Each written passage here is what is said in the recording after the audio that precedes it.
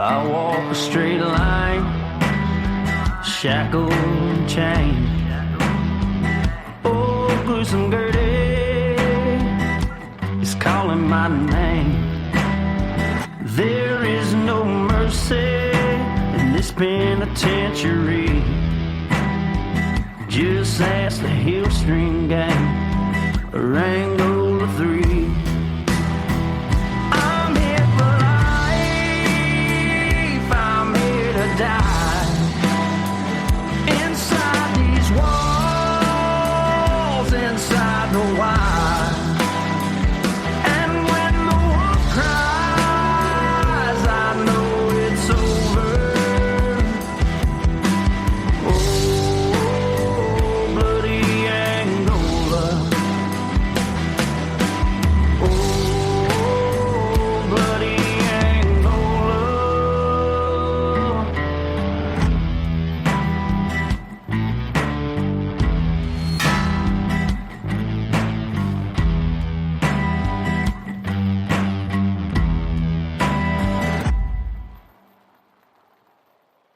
Hey, everyone, and welcome back to Bloody Angola, a podcast 142 years in the making. complete story of America's bloodiest prison. And I'm Jim Chapman. I'm Woody Overton. And we got The guest man in today. the room, right? Yes. The legend. Huh? the legend, Donald Duck Sharp. Yep. How about that? How are you, sir? I'm doing fine. We're honored to have you here. Honored to have you. And thank Glad to you. be here. Thank you for coming. It really means a lot. And we were talking a little bit beforehand and how important it is to document this. Yes, sir. Right? Because it gets lost in history and right. evil. I think people need to know that true evil exists.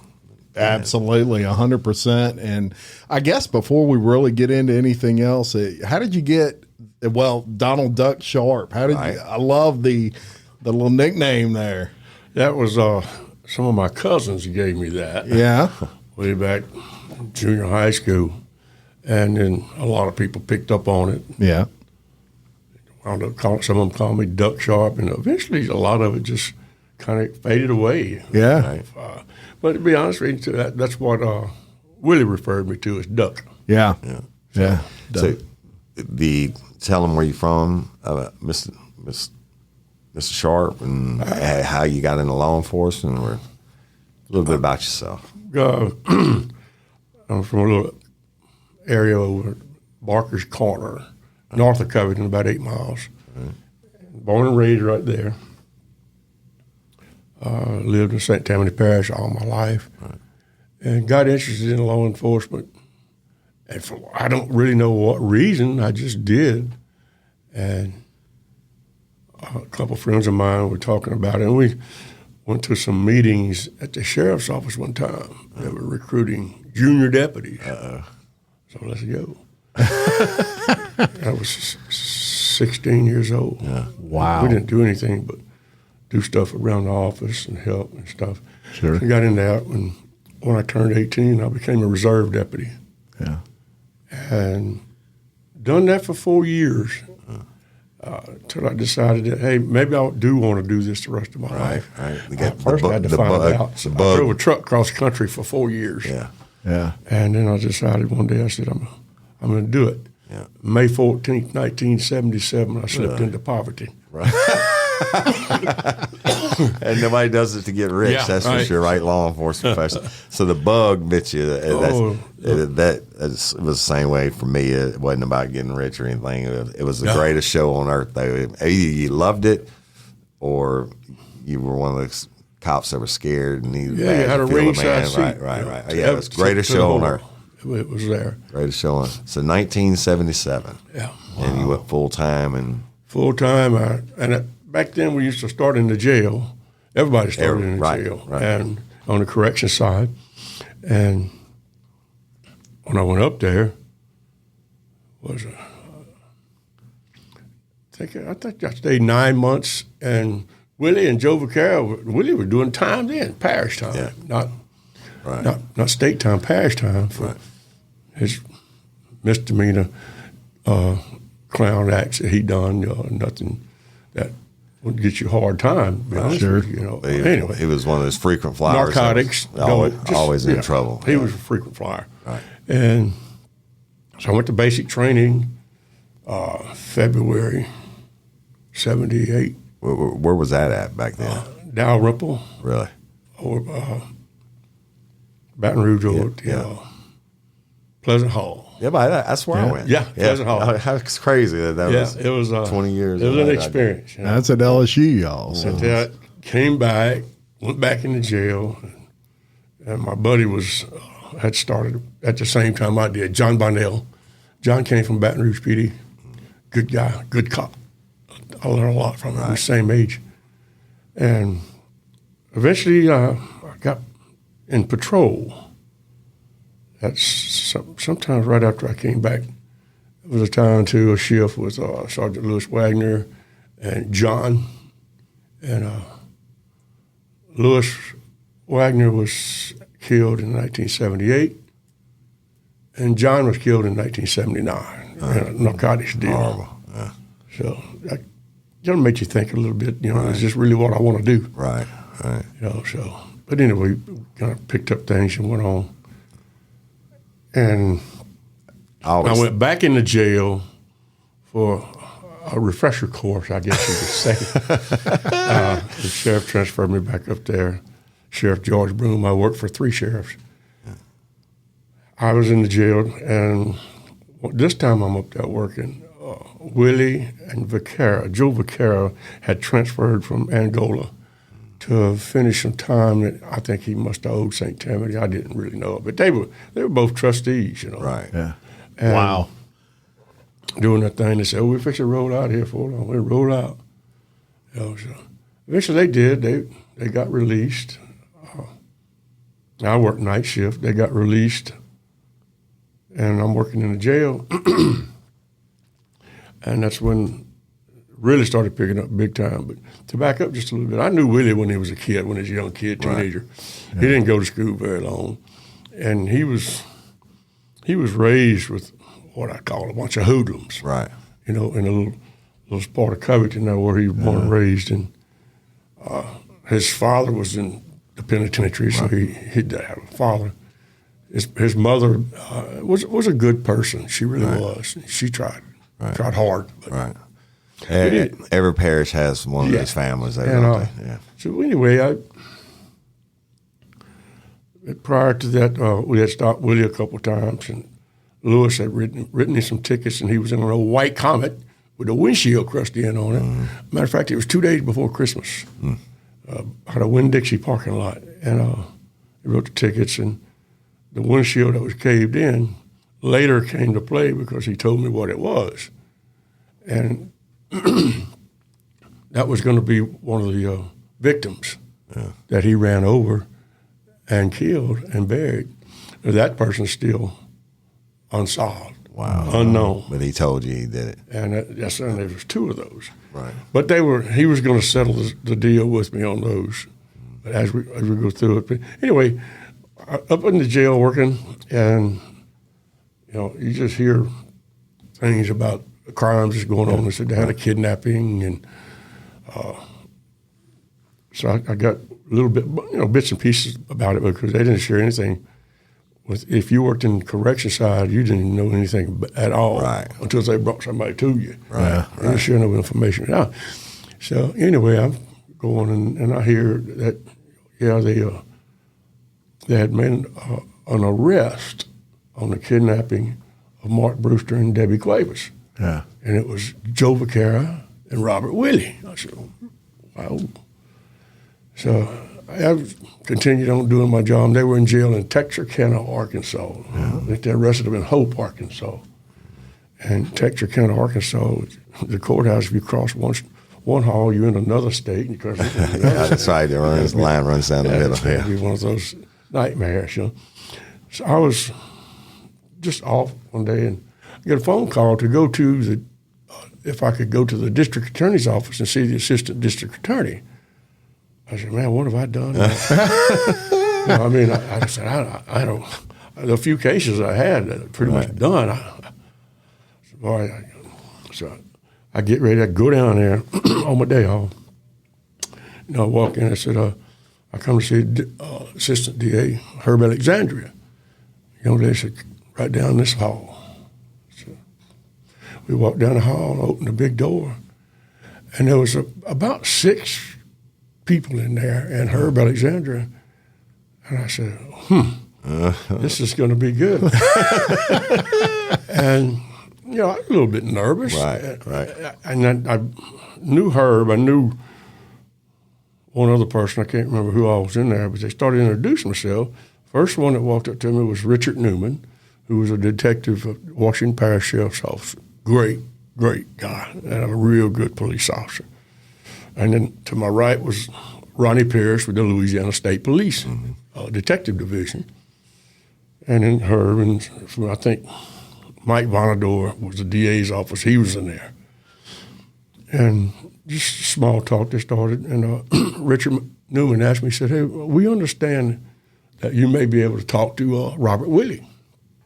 I said, yeah, I talked to Willie. We think he's responsible for the murder of Faith Hathaway. They found the body up there in Washington Parish. Mm-hmm. I said, yeah, you're probably on the right trail.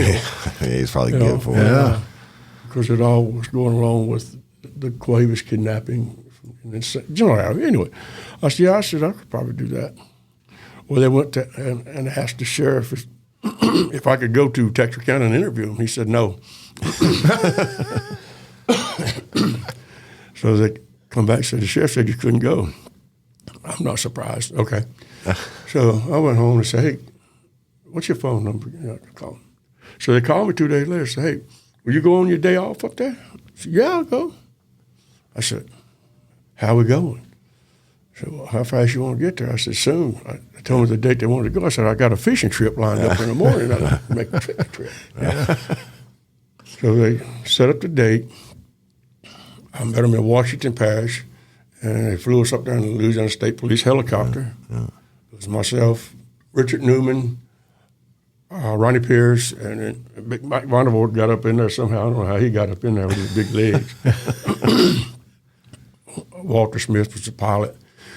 We flew to Texarkana and get to Texarkana and land. And the FBI agents everywhere and state troopers. I said, wow. So they pick us up and they swoosh us off, here we go, over to the courthouse. And the big old room with big high ceilings, just there's like 4 or 5 FBI agents. I said, now look, when you go in there to talk to them, you got to read them their rights. I said, we do that in Louisiana too. And so they said, Richard Newman was talking to me before, and we just have a small talk, he and I. And he said, listen, he said, the sheriff, which was Willie J. Blair at the time, he said, gave me some expense money. And the sheriff said, if you get a confession out of these people, he wants me to go buy you a steak dinner, and here's $100 bill. Hey. And there's a Texarkana deputy standing there by him. I said, hey, where's the best steakhouse in this place? I'm about to get this. Reservation. Yeah. Make us a reservation. And then Newman said, you're kind of cocky, huh? Oh, it's positive. Oh, that's right. And Ronnie Pierce, he just laughed. So they said, which one do you want to talk to first? I said, bring me Joe Vaquero, which I knew Joe was going to, deny anything and everything. Right. That's what he did until you really got him caught. Right, yeah. And they had some pictures of the decomposed body, and they took him in there. This big room, a big high ceiling again, kind of like a dungeon. And a little desk in the middle. And I'm talking to him. I said, Joe, he said, man, how you doing? He said, what you doing up here? I said, you and Willie done left a trail, man. Oh, yeah. I said, I come up here. I said, you know this girl? You ever seen her? No. His veins popped out in his neck. No, I don't know nothing about it. We talked for a while. I said, so what you think Willie's going to say when I ask him? He's going to say the same thing. Well, I'll tell you what I'm going to do. I'm going to call you back in here. But I'm really not interested in what you have to say after this point. You know that. That's how it works.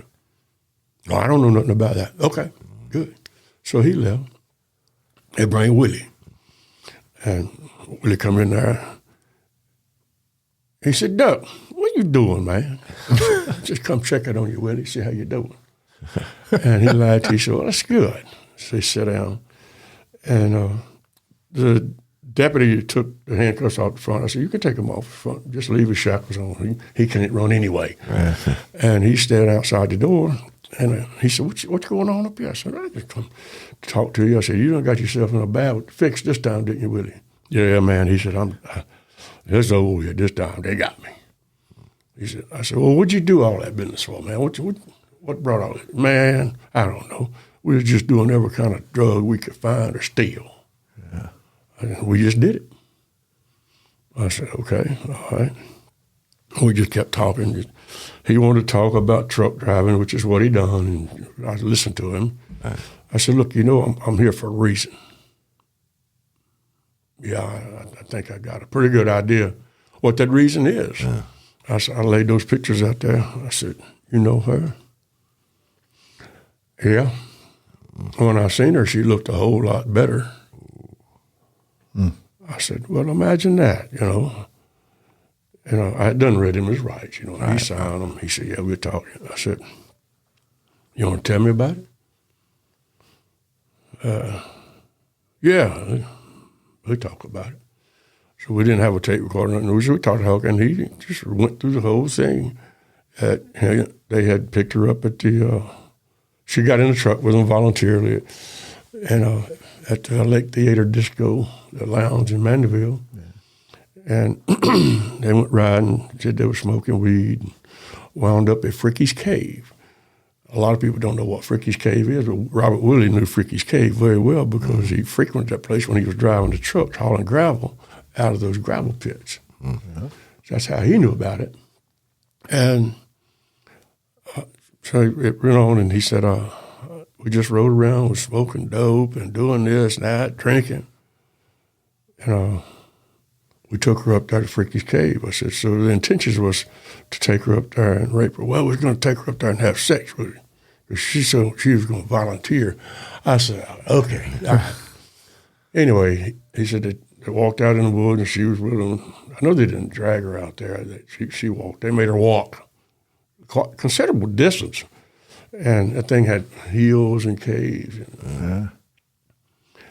And he said each one of them raped her. And then he was sitting on top of her, holding her hands, and Joe was stabbing her in the throat. And she was trying to, slashing around. And I said, well, what'd you say, Willie? Did you stab her? He said, no, I didn't stab her. Joe did that. Joe done all the stabbing. I held her. And so he said, I told her one time to behave. I said, you going to tell somebody who's getting killed, stabbed to death, to behave? Wow. Whatever, I'm not going to tell her. Right. Crazy. I said, okay. I said, so we talked more about what y'all done, what they done. Well, we knew she's dead, so we got in the truck and left. Had to go get all the blood off of us and stuff.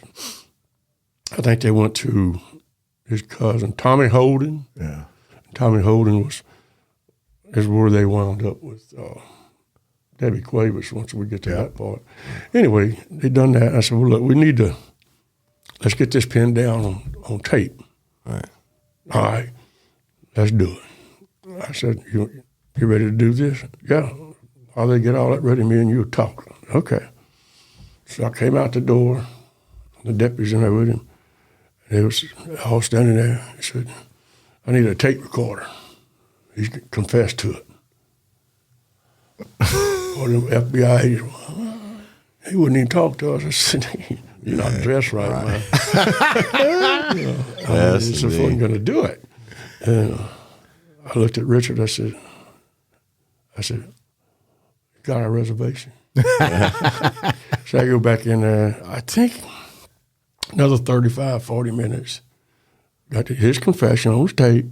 I said, now bring that other clown back in here. So we were sitting there, the tape recorder right there. And I said, hey, I just got done talking to Willie. I said, I got bad news for you. He confessed to y'all killing Faith Hathaway. No, man, yeah, he didn't. I said, listen to that. I thought he was going to throw up. He said, no, I didn't stab her. He did. I said, hold up. let me get another tape so you can tell me all that on tape. So we took his confession. Yeah.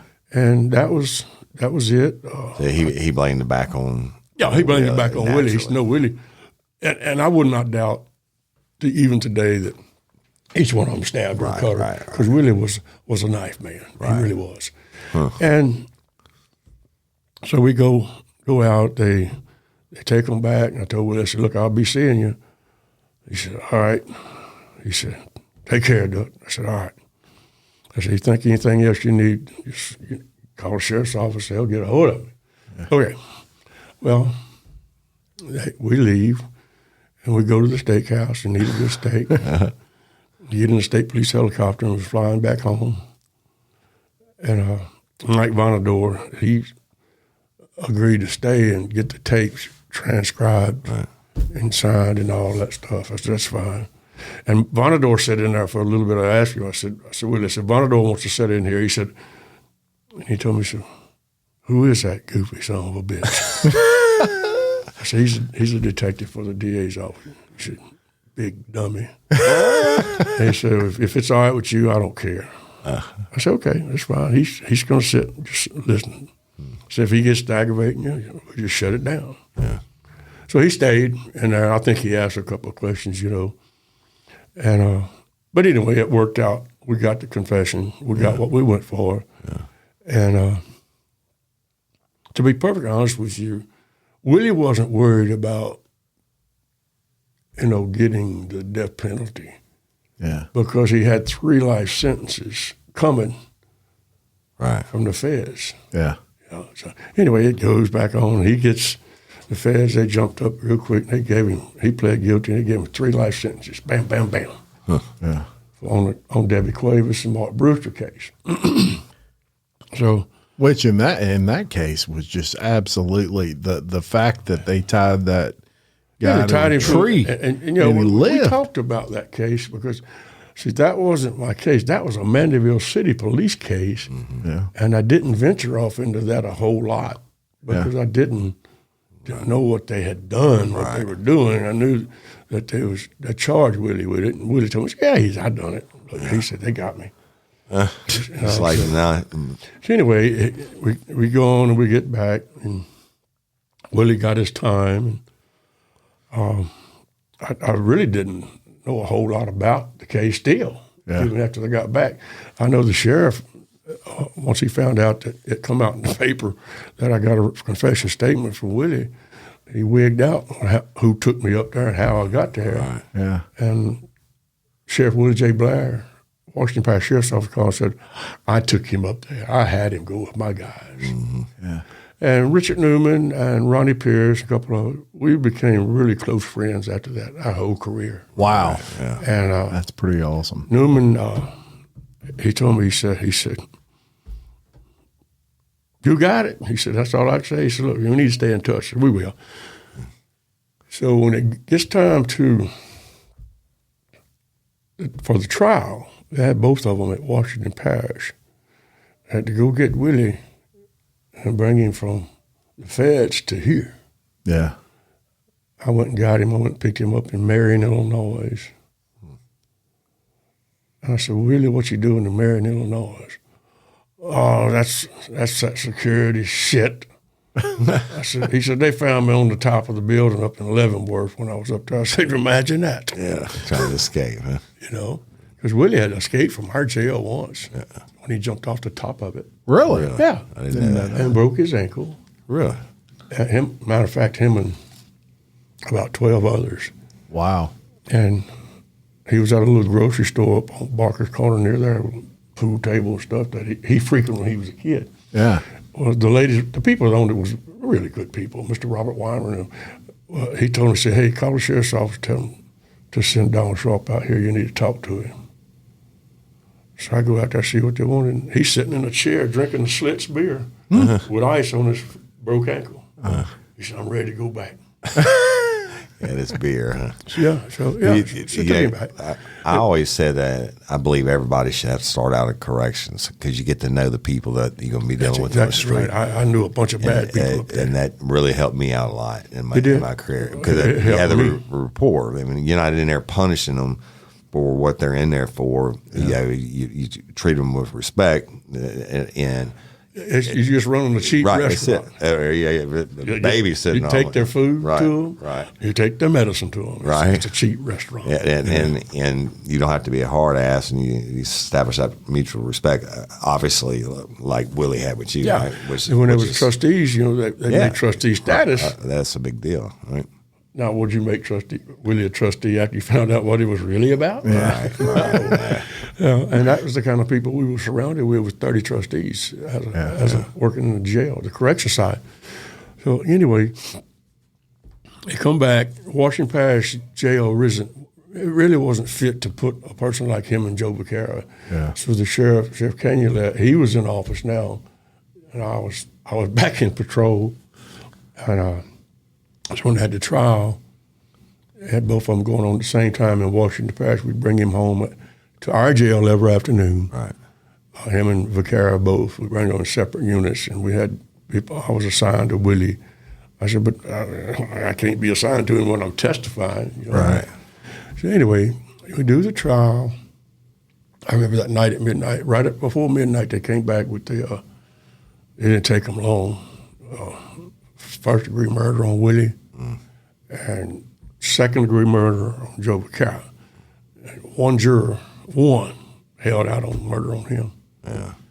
So we go back, put him in jail, do some things that we had to do, and then I think on this one here, he had to go back to Marion, Illinois, and shipped him back up there. And I said, well, that's the end of this, you know, it's over with for my part. Go back patrolling, and I think it was maybe a year. Sheriff calls me in the office, he said, look, I need you to go to Marion, Illinois and pick up Willie. I said, for what? He said, they overturned the sentencing phase of his trial because of something one of the prosecutors said. I said, so we just got to do the sentencing phase. I said, okay. He said, you need to go get him in the morning. Okay. He said, the deputy sheriff from Washington Parish is going to go with you at McNeese. So I picked him up and we went, got Willie. He said, Duck, how you doing? I said, I'm doing good. Get in, man. We put the cuffs on him. He got in the car and away we went. And so we get there. He said, bring him to our jail. I took him to St. Tammany. I said, look, I want to pick you up and I'll take you to Washington Parish and then you're going to go back and forth every day, me and you. I said, all right, you're going to behave yourself or I'm going to tie you up real good. I ain't doing nothing shit. So we was up I had to sit there.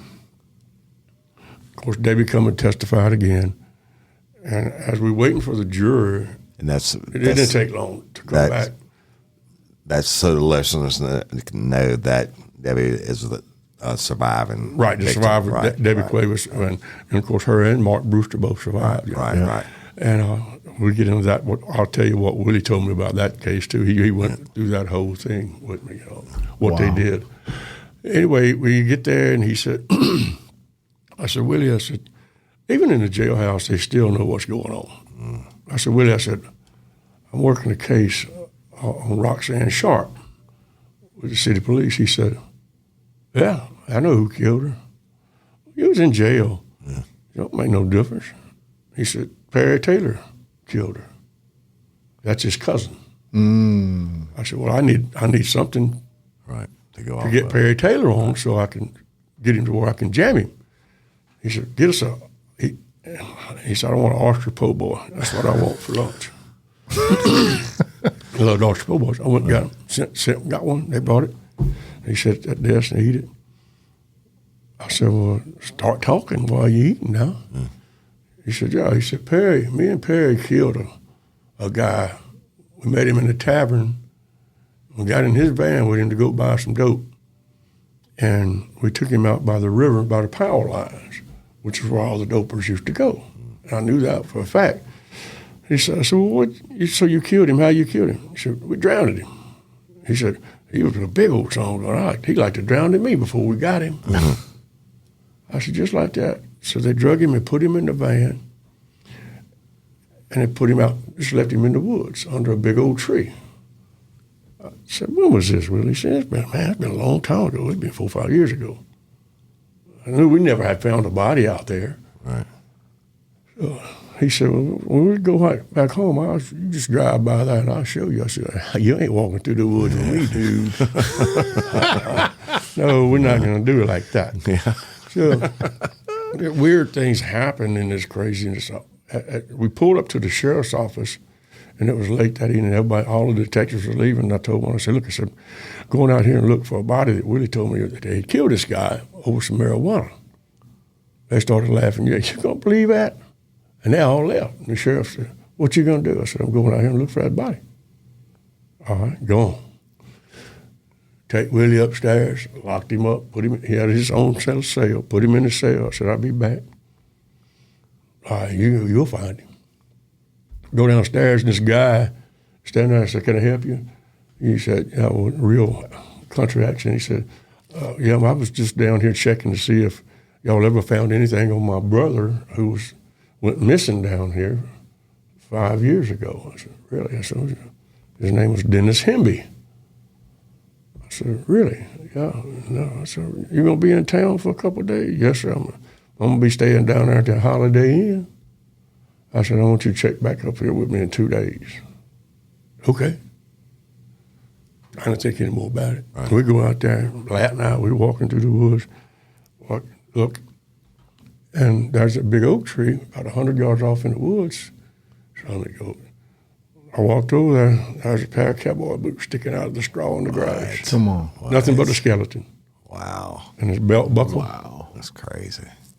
I said, well, now we got to walk a half a mile to go get the radio for the police call. They didn't have cell phones back then and all that. Lat said, he said, you walk, I'll wait. So I go up there and called and told him what I had. Well, here they come. Detectives and everybody. And the sheriff drove up. He said, y'all leave. You didn't believe him a while ago? You laughed at him? Right. Go home. This is his case. So we go out there, we got the crime lab come, picked up all the bones and stuff, and doing what we're supposed to do with it.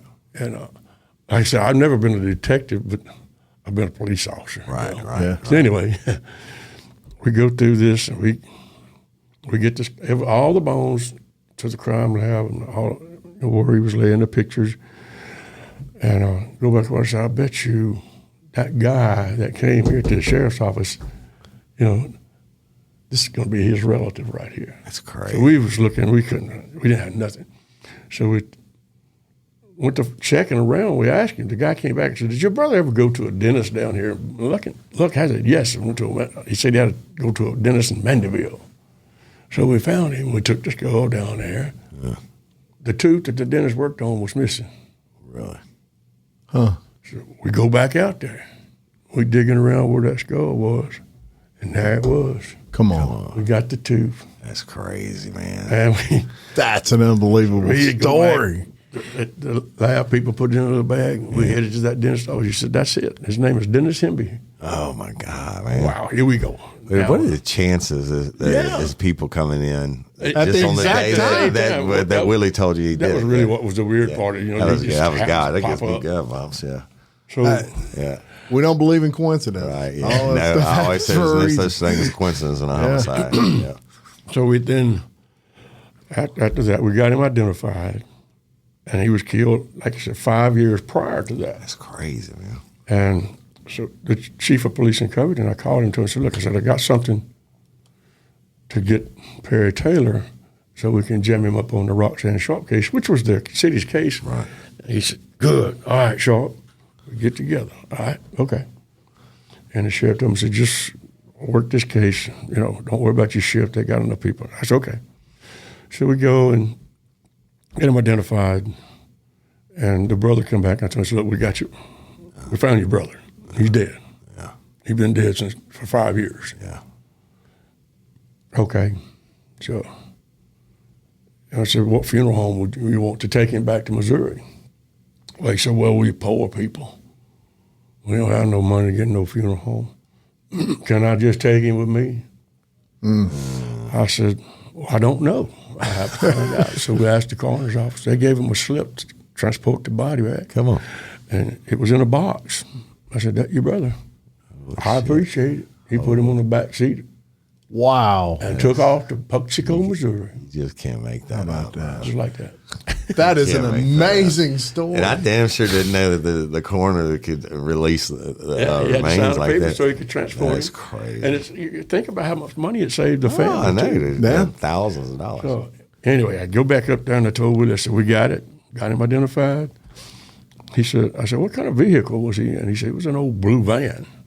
So we started doing some looking into it. Myself and John Bonnell, my partner who was killed, we recovered that van on a grass road not far from where the scene was. And it had a dent in the door. And Willie said, yeah, we hit a pine tree with that old van. He was sitting on a bucket driving it. Sitting on. And on a bucket. But you know, that van was his and it was in the computer, but nobody ever went back and ran those vehicles back in the day to see if they were just sitting there. And he was a missing person case, and it was just sitting in a record yard. Yeah. Oh, man. It's crazy. For no reason, when you go out there and start running record Right. license. Anyway, you got that done and got with the city police and got Willie down, took a statement from him. He still told me how they killed him. The Perry was a big heavyset guy. He sat on him until he drowned him. And they got 10 bags of marijuana is what they got off of him. And Willie would kill you for dope. He really would. Yeah. You know, so anyway, we go back, put him up in the jail. I said, the next day they go and we arrest Perry Taylor. Got him up in they covered the police detectives and stuff doing their interview with him. He was denying it and crying and stuff and denying that he killed Roxanne Sharp. Well, he still denied that. Anyway, it rocked on. We booked him. He stayed in jail. His mother was Willie's aunt. Really? All right, so they were tied together. Yeah. That same little group of hoodlums. Yeah. And so Willie was there, so we had to take Willie back to Marion. Right. And the sheriff called, and I said, why don't you call and see if they'll let us keep him till we get some of this straightened out. So the sheriff did, and said, yeah, you can keep him. He's your responsibility. Right. So we told Willie, said, you're going to stay here for a while. We got to get all this business squared away. Yeah, okay. So we started talking, he and I, just small talk, and he said the reason he turned Perry Taylor in because his best friend Tommy, I can't remember what Tommy's last name is, that was his girlfriend.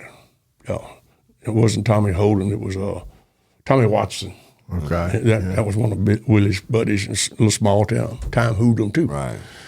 So anyway, I get that part. We never did get Perry Taylor. He never would own up to it, but I mean he was very close. But his lawyer walked in and said, "No, this is all stop." Yeah. Well, that's the way it was. Right. Yeah. Right. So anyway, I told Willie, "So you would testify against him in court?" Yeah. I said, "So my star witness is a kidnapping and a murder." Right. Right. You know, that's what we're looking at. And the DA's always said, I don't know about all this. I said, well, he done admitted to everything he's ever done. Right. Yeah. You know, I said, he just wanted to get his business squared away and move on. He said, I don't know. So anyway, they let Perry Taylor plead to manslaughter. They give him 15 years. Yeah. He's still in jail, in and out of jail. He can't never get straight. Yeah. So anyway, I'm sitting there talking to Willie. I said, Willie, I said, you give me that one there. I said, I need to talk to you about some more stuff. Let's do it. So, you know, we just talking. So after talking to the sheriff, the sheriff said, listen to me. You're going to do this. You're going to be assigned to the detective bureau. I said, I'm not a detective. He said, you're assigned to them, but you answer to me. Okay, let's do that. So we had those old pagers, and you got the message call the office. Right. So Willie was the only one in that jail. A whole year of my life I spent with him. Anytime he decided he wanted to talk to me, that gave him a phone, and he paged me. Yeah. Just went on, should go up there and talk to him, see what he wanted. And it was, most of the time it was just small talk, but it started leading to other Bigger cases. things. Yeah. So I'm sitting there talking to him one day, and I said, Willie, you got a tattoo of skulls on your wrist. He said, yeah. I says, that's people you kill? You're pretty good, but you're slow too. Yeah. And I asked him, I said, well, what is the center blank for? Because each one of them had a line touch them, jailhouse tattoos. Right. He said, that one right there, he said, it's for the district attorney. I'm going to kill him and cut his head off in front of his kids when I get out. Holy shit. I said, what did he do, Willie? Well, he prosecuted Willie's mother for aiding him. She gave him a ride. Yeah. And actually, she went to jail for a while. Yeah. Right. And that done him. Right. He died mad at that.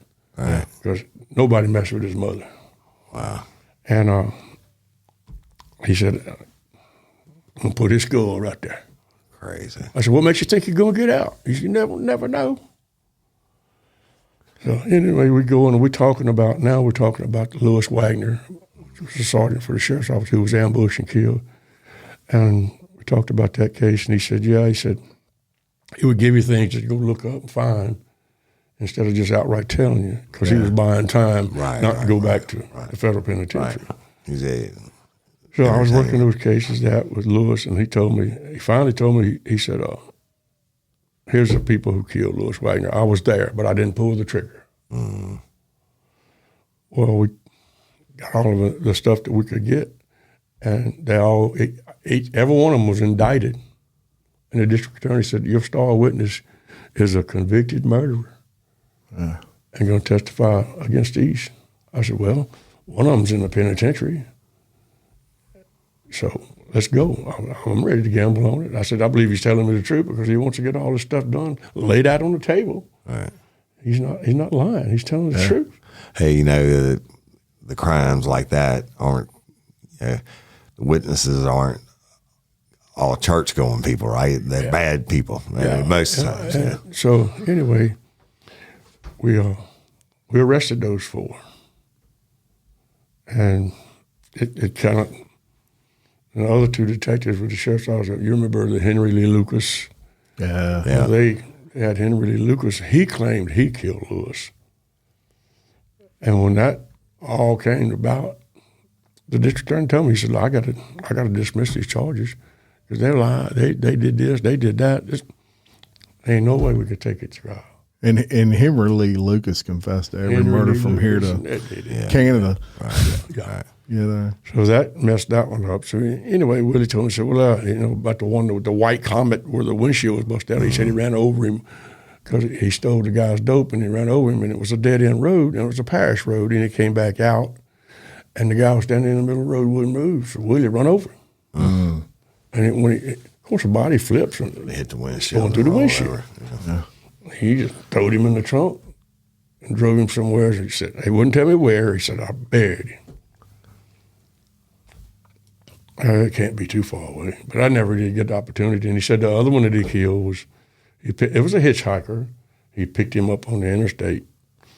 And the guy had 3 bags of marijuana.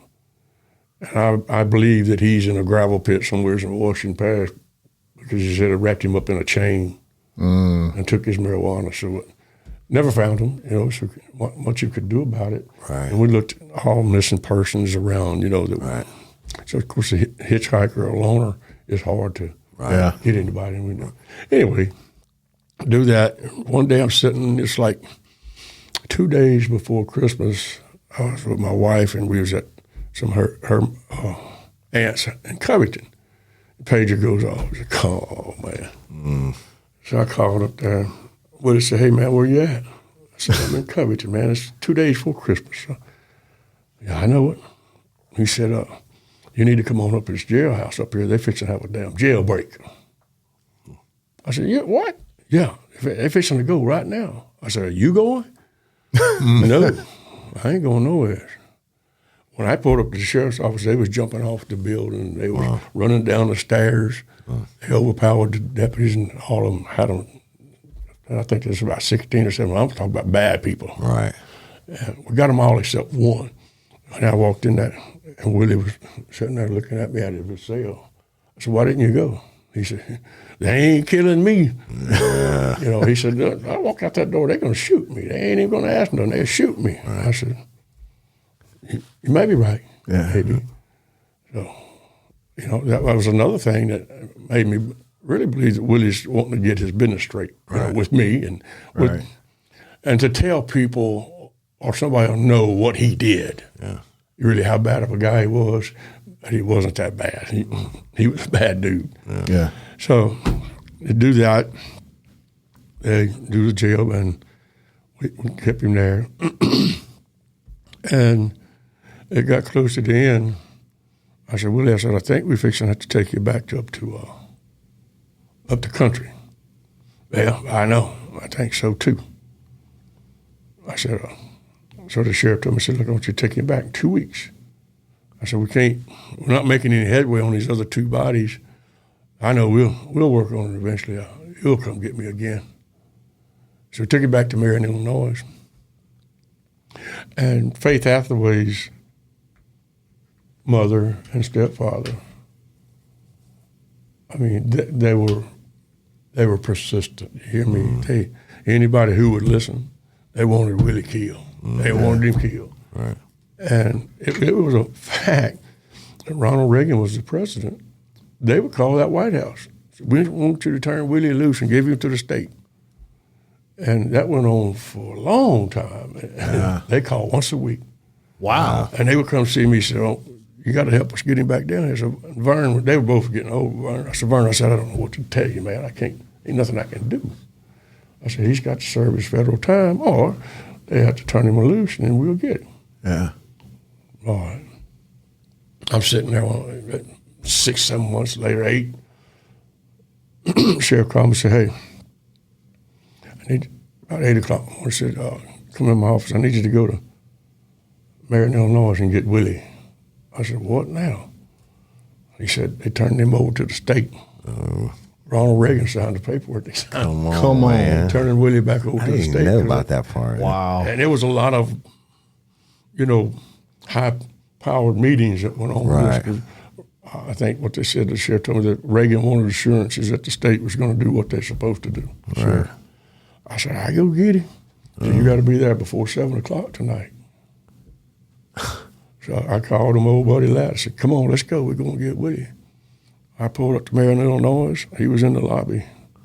They walked him out there. He had a little bag, a pair of boots on. And he looked at me and said, Duck, he said, what the hell's going on? I said, we going to the Louisiana. I had some papers I wanted him to give him, so I gave him them. He said, I can't read that. I said, well, I got another set up there. We'll read it out loud while we're traveling. So we took off. And I just told him in jest what it was. He said, they fixing to kill my ass now. That's exactly his words. He said, they going to kill me. He said, I thought I was protected, but evidently I wouldn't. Yeah.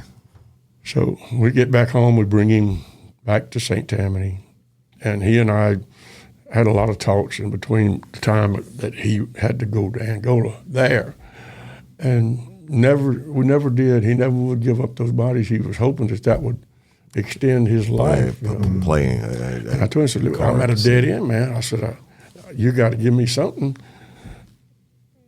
to get the dogs off of me. I said, look, I keep you alive as long as you're giving me what I need to help me and help the people solve these issues that you've caused. Yeah. Well, so I think it's about 2 months later he went to Angola.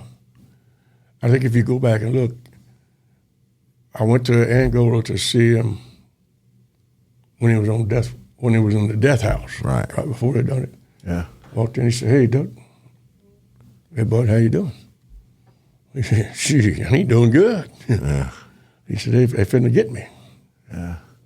I said, I believe they are. I believe you're done. He said, I said, Willie, all that stuff you told me, all the information you gave me, is that true? Yes, sir. Every bit of it. I just wish I had enough time to tell you where them other ones was. But we're just going to leave it as it is. He said, Louisiana's going to kill me. I said, yeah, they are. I can tell you they are. In about 3 days, probably. He said, why don't you come? I said, no, you got to get on that list way ahead of time. I didn't go. I said, I'm not going over there. Anyway, I left. I said, well, Willie, I said, this is the end of the road for us, huh? Yeah. He said, I'll see you around. Wow. I left. I think Willie was executed, one of the fastest ones in the state of Louisiana, 6 years. Yeah. I think he was executed. That's fast. Yeah. So, but you go back to when he was talking to me about Debbie Cuevas, about the kidnapping. Of course, that case was wrapped up and done. And he just wanted to talk about it. Yeah. And I asked him one day, I said, Willie, I said, let me ask you a question about when you kidnapped those people. He said, man, we was on drugs so bad we didn't even know what we were doing. But I knew one thing, we done kidnapped a prettiest woman I've ever seen in my life. And they put him in the trunk and her in the car. And they went over to Alabama to the first exit, right to Foley. Yep. And went out in the trees in the median there. They tied him up and shot him and cut him back across his neck. They thought he was dead. Yeah. Come back, and of course they raped Debbie and all this grass. They come back. She's the reason she's alive today. Yeah. The way she finally took this and said, she told Willie a couple times, no, you're not either. Well, they got back to Covington. They went to his cousin Tommy Holden's house. Yeah. Well, Tommy Holden and Joe Becerra said, well, we got to kill her. Let's go ahead and kill her and get this over with. Willie said, oh, no, hold up, boys. Ain't killing her. Ain't happening. And then I asked Willie, I said, that was the only person right there that was going to be a witness against you. I know. So why didn't you kill her? And he said in a statement, he said, Duck, she was just too pretty to kill. That was what he told me exactly. It's on tape. She's too pretty to kill. Crazy. So Wow. when they took her to not far from her home in Mattisville and let her out of the car, Yeah. they were on the run then. Yeah. So And he was alive, still alive. I can't remember his name. In Alabama, I went back and he was alive. I wasn't involved with it, but Right. I found out later that once they did find out when with Debbie, when she got home and they called the police and it really everything started happening a lot faster because even she told me when her and I were visiting, we're going to have another visit. She told me a lot of things that she didn't know. She said, well, I want to know about the behind-the-scenes stuff. Right. So I'll have to come back, and we'll just have to have dinner again. Yeah, it's amazing. So, and I haven't seen her but a couple of times since all this happened. When she wrote the book, Forgiving the Dead Man Walking, Yes. she brought it to my office and signed it and laid it on my desk. I was out of the office, and I come back, and she said, the lady brought this. And I didn't even get to see her. Oh. And great book. I don't know if you read it or not. Yes, sir. It's an awesome book. Yeah. And when you start reading it, you can't put it down. So anyway, just things that she didn't know. Because, a lot of times we as police officers do things, what happened to you? And you tell them. And we never go back and sit down when it's all finished and say, look, this is how this whole case evolved. Yeah. She doesn't understand today how that went. How the back scenes of things went. So that's something that we're going to talk about, when I go back up there. I love that. And she's amazing. She just wants to do it. She's, it's something she's done put behind her. She's done great with her life and her husband and her 2 kids. And Yeah. That's amazing. She's got awesome. out of college. Amazing. She's selling real estate now. How about that? Yeah. And, how close were you in age with Robert Willie? With Willie, I think Willie and I were about 7 years apart. Yeah. Something like that. It just strikes me just from hearing you talk about it and the research that I've done. It seems like he almost had sort of he had a mad respect for you. Right. And you know what? Yeah. Someone that didn't have respect for many. No, or much. he didn't. He didn't respect nobody. But Yeah. He and I never got crossed. Bad. I mean, I arrested him a couple of times. Right. Yeah. And I told him, I said, Willie, you do what I tell you and you'll be fine. You don't, you know what's going to happen. Yeah. He said, I know what you do. And it was like the time sitting in the chair. He broke foot after he escaped from Right. jail. Yeah. Freaking slits. He said, can I finish my beer? I said, yeah, drink it quick. Let's go. Yeah. Put these handcuffs on. So, Yeah. we're there. But on other times, that dealing with him, even like when he was in the jail, I treated him with respect. Right. And I told him, I said, if you don't show me the same amount of respect, you and Joe Vaccaro, any of you convicts, you're going in the back. Right. And I guess that's really where it started. And plus, when he was young, he used to come when I was driving the truck before I went to work at the sheriff's office. He always wanted to go with me in the truck. So I said, no, you can't do that. My insurance won't let me do that. Right. Yeah. He said, well, I can drive. I said, yeah, you're 15 years old. Yeah. You ain't even have a driver's license, But eventually he got his license and did what he wanted to do. I mean, he couldn't read a map, so he couldn't go nowhere but to the gravel pits and the cement plants in the Metairie and stuff like that. Yeah. Strictly by memory. Yeah. He couldn't read an exit sign. He just knew that's where you get off. Yeah. That's Yeah, crazy. so, I mean, What about Sister Helen Prejean? Did you ever have I never met Sister Helen Prejean. I know she said that Willie read the Bible a lot. Willie might have looked at the Bible a lot. Okay, but Yeah. it would take Willie a long, long time to read one sentence. Yeah. He signed most of his, when you read him his rights and stuff and different forms, he signed it with an X. Yeah. And if he did try to write his name, you couldn't tell what it was. Yeah. So, but Sister Helen Prejean was over there talking to him, and that. I don't know how that even became about. I mean, I read the book and I watched the movie. Yeah. I can tell you, this is the funny part. I went to see that movie, Yeah. and my wife and I, we went, and it was right after me and one of my deputies got in a shootout, and we were both shot. Yeah. Went and seen that movie about 3 weeks later. I was sitting in the theater, and when Sean Penn's picture popped up on the screen, I just hollered, "Oh shit!" He looked just like Willie. No kidding. Yes, he could have been his twin brother. Really? Oh, man. Yeah, that little pointed nose. Yeah. Wow. My wife said, "Shut up, you're in the movie." Okay. Yeah, Wow. That's he interesting. looked just like him. Wow. And I got some of the pictures when Willie was with his mugshot profile. I can tell you, I get that stuff dug out. I don't have a problem with bringing it over. Yeah, I'd love that. That'd be awesome. And the respect to the end. When you saw him in the death house, he was like, "Why don't you come on and watch him?" Yeah. That was what he wanted. But I said, no. I said, look, I'm not on that list. Yeah. I'm not going to do I that. was saying that for him, that's the last communication he had. He wanted you That's to see him exactly right. to be executed. Yeah. It's crazy. Man. Well, and it's interesting.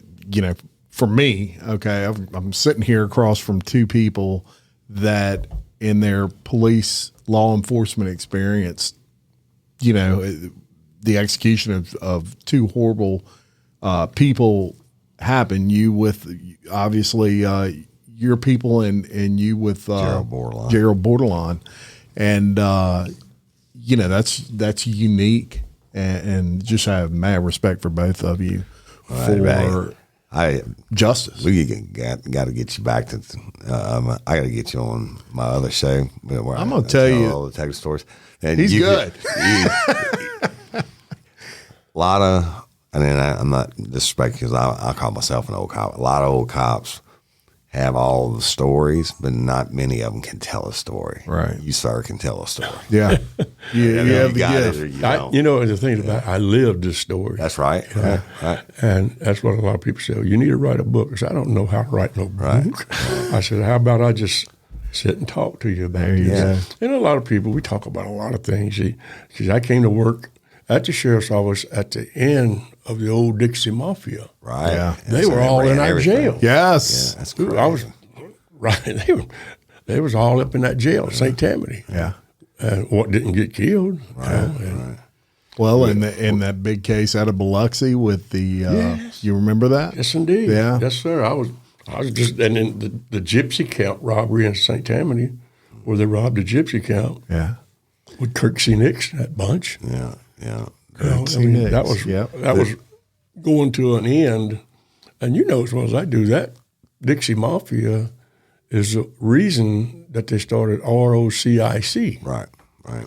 to keep track of these moving criminals. That's right. Criminal And Wallace organization. Ladd was a Moved, chief yeah. deputy at St. Tammany Parish for 40 years. He was very instrumental in getting that ROCIC thing up and running. Yeah. That's crazy. And Kirksey Nix, of course, he was a strip club.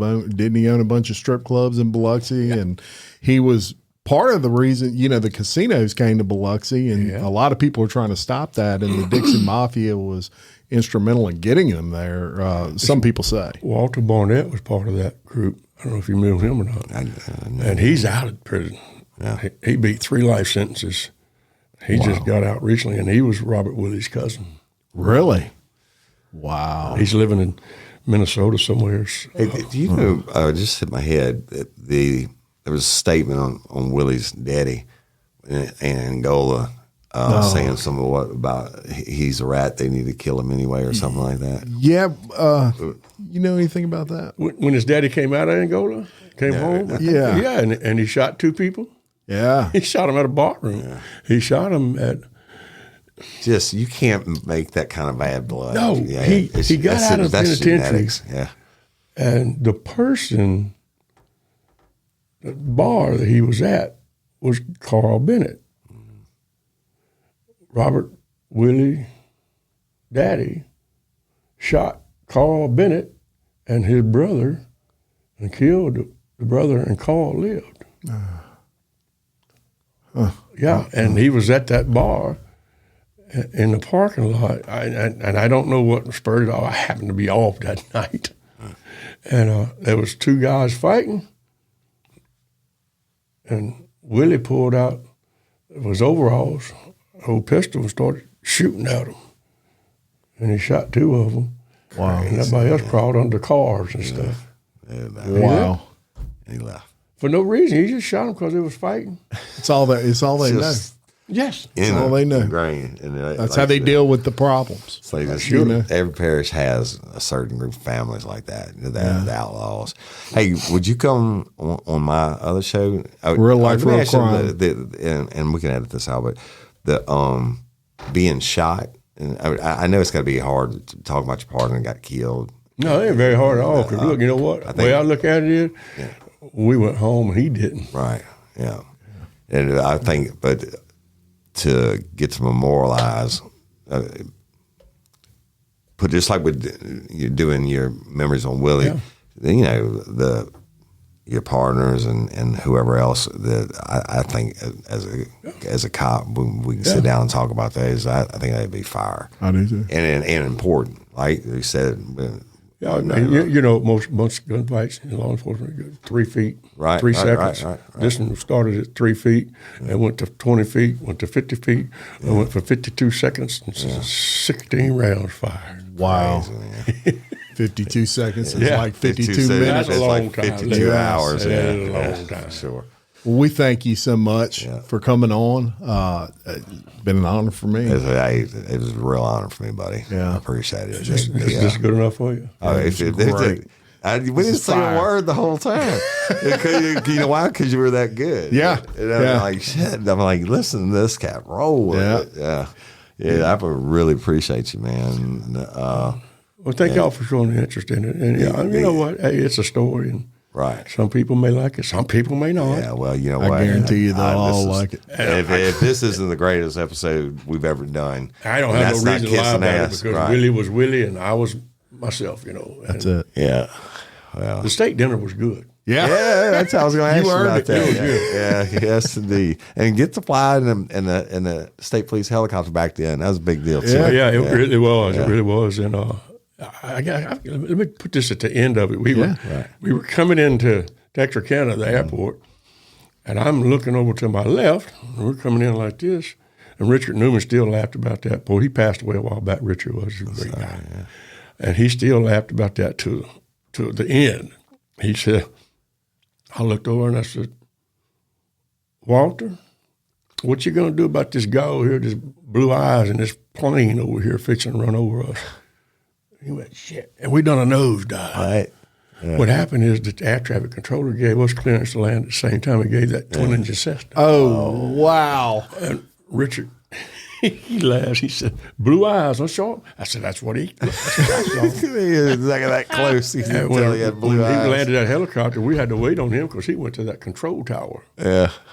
He had the red ass. You know, he was walking across there with that state police uniform, and one of them Arkansas troopers was running alongside of him. He said, where you going? I said, I'm going up here. And you could see him in the tower. Tearing him up. God, he's ripping them. Wow. But that was You just see, part yeah, of that's, getting there. you can't make it up. And that had been lost in history. Hey, y'all got killed in that.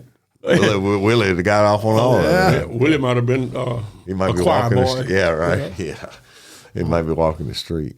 Appreciate But you coming on. Thank Thanks you so very much, much. Layden. And you tell your daughter, Yes. you said thanks. And look, when I don't know if you'd be interested or not, next time we do a live show or whatever, Yeah. we'll get y'all tickets and stuff. And if you want to come, Oh yeah, see it, she'd love that. She and- listens to y'all a lot. Yeah, and I told appreciate her, I said, her. I said I got my little deal in the morning. She said, I know. and well, I said, I'll tell him you said hello. absolutely. Absolutely. All right. Well, All right. Until next time, I'm Jim Chapman, Woody Everton, your host of Bloody Angola, Podcast 142 Years in the Making. complete story of America's bloodiest prison. Peace. Good job.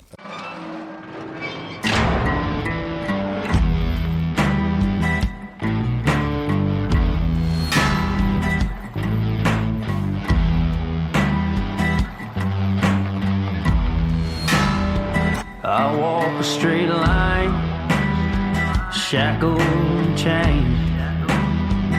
Oh, gruesome Gertie is calling my name. There is no mercy in this penitentiary. Just ask the Hill String Gang, Rango